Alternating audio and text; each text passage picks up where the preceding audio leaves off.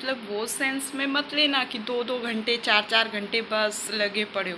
पूजा का सेंस ये है कि आप एक विश्वास, एक आस्था होती है उन सब की, जैसे हम माता पिता की। हेलो दोस्तों, welcome back to my channel Priyanka Dreams. कैसे हैं आप लोग? आशा करती हूँ अच्छे होंगे, स्वस्थ होंगे। और अभी का बज रहा है 5:30। देखिए कितना उंजेला हो जाता है 5:30 बजे, है ना। और जैसे कि मैं अपनी अभी फ्रेंड के यहाँ हूँ, ज़्यादा दूर नहीं है मेरे कमरे से, थोड़ी ही दूर है। और अब मैं मतलब अपने कमरे में जाऊँगी, बस चाय वाय पी लूँ। उसके बाद थोड़ा उठ के मैंने पढ़ा, यानी मैपिंग की। और मैपिंग में अफ्रीका महाद्वीप के विषय में मैंने पढ़ा और उससे रिलेटेड सारी अफ्रीका की जितनी भी पर्वत श्रेणियाँ अफ्रीका में, उसके विषय में पढ़ा। और अब जा रहे हैं हम अपने रूम में, चाय वाय पी लेते हैं, फिर उसके बाद जाते हैं अपने रूम पे। फिर आपसे तब मिलती हूँ मैं। ये वाला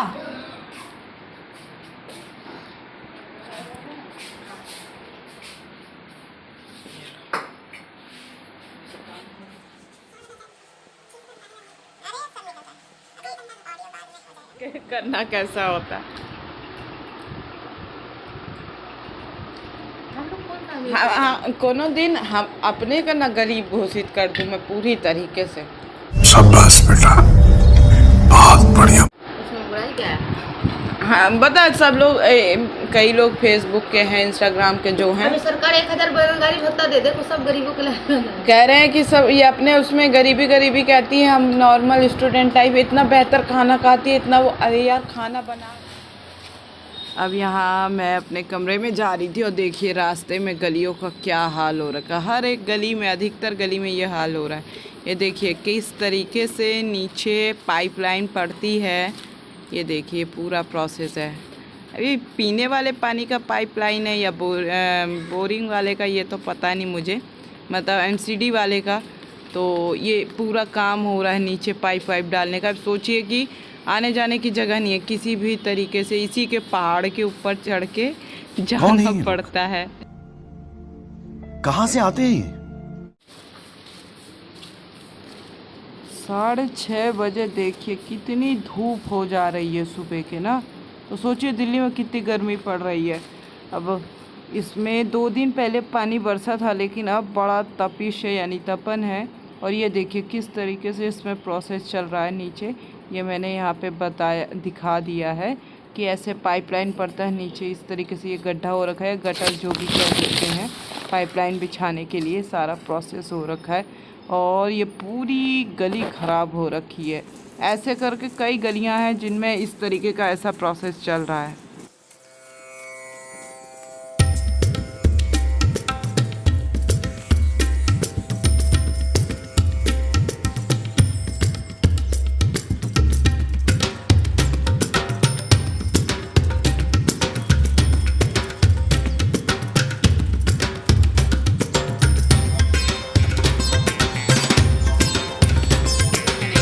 भी दे दिया था, जैसे कि मैं अपनी फ्रेंड के रूम में थी और अभी मैं अपने रूम में आके देखिए आप पहले साफ़ सफाई तो मैंने पूरी कर ली है, पूरा घर साफ़ है।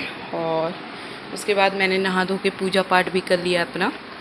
तो जैसे कि ये माता की चुनरी मैं उड़ा देती हूँ, ये रही मेरी माता और ये मेरे भगवान जी प्यारे प्यारे से, और ये हमारे लड्डू गोपाल आप देख सकते हैं ये। और इनके साथ साथ एक शांति का प्रतीक कह सकते हैं, ये भी हैं, ये भी हैं, मेरी विद्या है। तो इन सब की मैं पूजा करती हूँ, सबकी मैंने पूजा की। पूजा का मतलब कि धूप बत्ती लेके थोड़ा सा पूरे कमरे में मैंने अपने साफ़ सफाई के बाद मैंने उसको ऐसे पूरे कमरे में घुमा दिया। वो ये कारण भी है क्योंकि इन्हीं सब चीज़ों के वजह से आज घर से बाहर ज़रूर है, इन्हीं सब चीज़ों के वजह से कहीं ना कहीं तो सेटल हो ही जाएंगे, चाहे वो सरकारी का स्तर हो या फिर प्राइवेट का। मैं ये नहीं कहती कि धूप बत्ती सुलगाने से, जलाने से तो ये सब हासिल हो जाएगा, नहीं। मेहनत बहुत ज़रूरी है, मेहनत करना है, लेकिन एक आस्था होती है अपनी, एक विश्वास होता है। क्योंकि एक विद्यार्थी जीवन में ना इन सब इन सब के सिवा और दूसरी पूंजी कुछ नहीं है। जिससे हम खाते हैं, पेट भरते हैं और जिसके माध्यम से ये आती हैं हमारे, वो पूंजी भी फीकी पड़ जाती है। लेकिन जब इस पूंजी का ज्ञान हम सबको होगा ना, इस पूंजी से हम बहुत कुछ कर सकते हैं। बस अपने कार्य को करने में हम शर्माएं ना। नहीं सरकारी लगी तो प्राइवेट, कुछ तो करेंगे, लेकिन नॉलेज होगा, कोई आपको मूर्ख नहीं बना पाएगा। जैसे कि इन्होंने भी कहा है, शिक्षा वो शेरनी का दूध है, जो पीता है वो दहाड़ता है, और जो नहीं पीता वो, मैं अपनी तरफ से कहती हूँ, मिमियाता है, गधे की तरह बात करता है। ठीक उसी प्रकार से इस चीज़ का ज्ञान होना बहुत ज़रूरी है। ये मैंने यहाँ पे इसलिए बोला कि हर एक विद्यार्थी जीवन को हर उस चीज़ की पूजा करनी चाहिए। पूजा का मतलब ये सेंस मत लेना कि पूजा का मतलब वो सेंस में मत लेना कि 2-2 घंटे 4-4 घंटे बस लगे पड़े हो। पूजा का सेंस ये है कि आप एक विश्वास, एक आस्था होती है उन सब की। जैसे हम माता पिता की पूजा करते हैं, अपने गुरुवर की पूजा करते हैं। गुरुवर का मतलब कि अपने गुरुजनों की, जो हमें शिक्षा प्रदान करते हैं। स्कूली कॉलेज स्तर के लोग होते हैं, जो एकेडमिक स्तर के होते हैं, जो हमें कोचिंग क्लास देते हैं, उन सब की जो जिनके वजह से हमारे जीवन में अच्छी चीज़ें आती हैं, हम उनको एक आस्था का रूप देना चाहिए। आस्था मतलब अंधविश्वास नहीं। मैं हमेशा अपनी चीज़ों को अगर इन रूप पे बोलती हूँ तो कभी भी आप लोग ये मत समझना कि आस्था मतलब वही लिप्त होना नहीं। मेहनत करना और उन सभी चीज़ों को तवज्जो देना जो आपके जीवन को निखारती हैं। मेरे कहने का ये मतलब है। तो जैसे कि मेरी एज जो भी हो, किसी की भी एज कुछ भी हो, अगर वो इस फील्ड में बना है, यानी स्टूडेंट लाइफ की फील्ड में बना है, तो विद्या तो वैसे भी सरस्वती माता देवी है, विद्या की देवी है, तो इसे हमेशा पूजना चाहिए। तो पूजने का मतलब यही है कि विद्या से हमें बहुत कुछ मिलता है, और वो ये नहीं केवल सरकारी के लिए। ज्ञान एक ऐसी चीज़ है कि आप 2 लोग, 4 लोग, 10 लोग के बीच में जब खड़े होते हो, अपनी बातों को सही तरीके से रखने की क्षमता प्रदान करती है शिक्षा। अधिकारों की बात करती है शिक्षा। सही गलत में फ़र्क बताती है शिक्षा। ये अर्थ होता है शिक्षा का। तो कई बच्चों को बड़े हैं, मैं उनको तो नहीं ये नॉलेज दे रही हूँ, जो मुझसे छोटे हैं, मेरे भाई बंधु, मेरे से छोटे भाई लोग हैं, बहन लोग हैं, उनके लिए। तो छोटे छोटे बच्चों के लिए, क्योंकि आज के समय में बच्चों के भी हाथ में फ़ोन है और अच्छी चीज़ नहीं देखने को मिलती। तो इंटरनेट पे बहुत सी गलत चीज़ें भी हैं और अच्छी भी हैं। तो गलत और सही का चयन नहीं बच्चे कर पाते और अधिकतर गलत की ओर बढ़ जाते हैं। कहते हैं ना, जो अट्रैक्टिव होती हैं चीज़ें, चाहे वो इंसान हो, चाहे कोई वस्तु हो, उसकी ओर इंसान पहले दूसरा विपरीत साइड का अक्ष जो होता है वो अट्रैक्ट होना ही होना है। अच्छी चीज़ें देर से समझ में आती हैं। इंसान हो, कपड़ा हो, कोई वस्तु हो, कुछ भी हो, देर से समझ में आती है। और जो देर से समझ में आए ना, वो भी ठीक है। ये नहीं कि अब तुरंत समझ में आ गया, आगे हमने सोचा नहीं, ये लबर लबर करके, हबड़ हबड़ करके, मतलब लबर हबड़ समझ रहे हो गांव की भाषा, तो वो करके हमने आधे अधूरे ज्ञान के साथ किसी के भी आगे खड़े हो गए।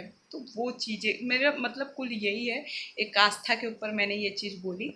तो हर एक चीज़ का वैल्यू करना सीखिए। हम आप सभी लोग गलत तरीके पे नहीं, और ना ही अंध भक्ति जो मानव हित को चोट पहुंचाए, ऐसी आस्था भी नहीं चाहिए।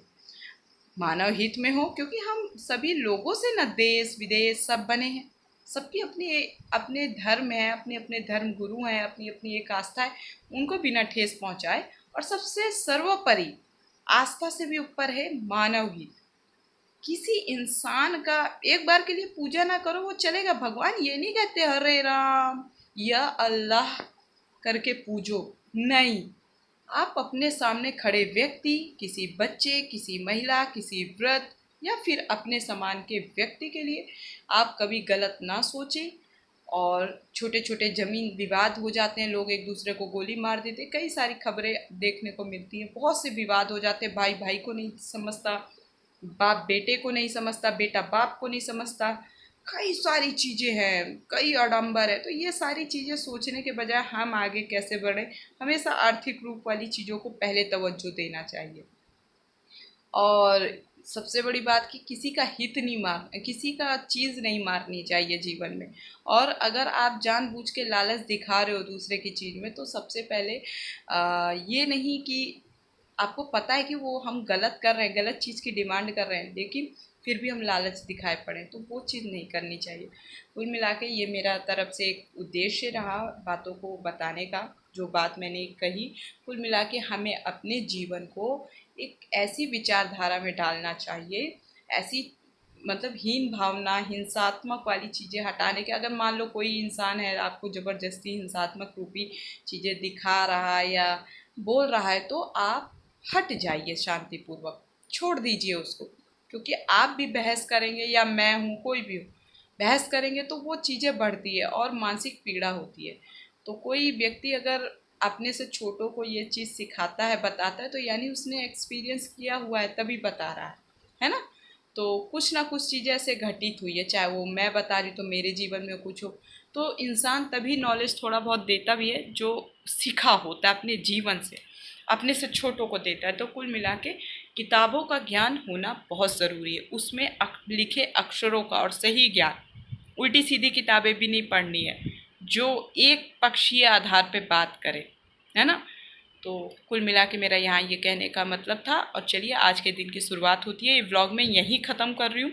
अब आफ्टरनून, अभी तो खैर 12 नहीं बजा है, अभी बजने जा रहा है 7:30। तो ये सारा काम मैंने कब की कर लिया है, मतलब एक आधे घंटे हो गए तब मैंने व्लॉग बनाया है पूरा काम करने के बाद। तो कहने का मतलब ये है, अब ये व्लॉग को मैं यहीं ख़त्म करती हूँ, क्योंकि कल की वीडियोस और आज की वीडियोस दोनों हैं। और अब जो नेक्स्ट व्लॉग, ये वीडियो के बाद जो व्लॉग आएगा वो आज के दिन के बाद का आएगा, मतलब आफ्टरनून के बाद का।